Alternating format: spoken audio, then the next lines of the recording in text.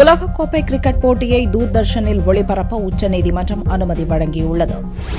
உலகக்கோப்பை கிரிக்கெட் போட்டிகள் ஆஸ்திரேலியா மற்றும் நியூசிலாந்து நாடுகளில் தற்போது நடந்து வருகிறது. உலகக்கோப்பை போட்டிகளை இந்தியாவில் ஒளிபரப்புவதற்கான உரிமத்தை ஸ்டார் இண்டியா லிமிடெட் நிறுவனம் பெற்றுள்ளது. போட்டிகள் நடக்கும்போது நேரடி ஒளிபரப்பை தங்களிடமிருந்து வாங்கி தனியார் கேபிள் ஆபரேட்டர்கள் மூலம் தூர்தர்ஷன் ஒளிபரப்பக்கூடாது என்று எதிர்ப்பு தெரிவித்து டெல்லி உயர்நீதிமன்றத்தில் ஸ்டார் ஸ்போர்ட்ஸ் வழக்கு தொடர்ந்தது. போட்டிகளை கேபிள் ஆபரேட்டர்கள் மூலம் தூர்தர்ஷன் ஒளிபரப்பினால் தங்களது வர்த்தகத்தில் கோடிக்கணக்கில் பாதிப்பு ஏற்படும் என்று ஸ்டார் ஸ்போர்ட்ஸ் நிறுவனம் முன்வைத்த வாதத்தை ஏற்றுக்கொண்ட டெல்லி உயர்நீதிமன்றம் உலகக்கோப்பை போட்டிகளை நேரடியாக ஒளிபரப்ப தூர்தர்ஷனுக்கு தடை விதித்தது. இந்த உத்தரவை எதிர்த்து உச்சநீதிமன்றத்தில் தூர்தர்ஷன் சார்பில் தொடரப்பட்ட மேல்முறையீட்டு மனுவை நீதிபதி ரஞ்சன் கோகாய் தலைமையிலான அமர்வு விசாரித்தது. இம்மனு மீதான விசாரணை வியாழனன்று முடிவடைந்த நிலையில் வெள்ளியன்று தீர்ப்பை உச்சநீதிமன்றம் பிறப்பித்தது. உலகக்கோப்பை போட்டிகளை கேபிள் ஆபரேட்டர்களுடன் பகிர்ந்து நேரடியாக ஒளிபரப்ப அனுமதி வழங்கி ரஞ்சன் கோகாய் தலைமையிலான அமர்வு உத்தரவிட்டது. இந்த உத்தரவால் தூர்தர்ஷன் மூலம் நாடு முழுவதும் உள்ள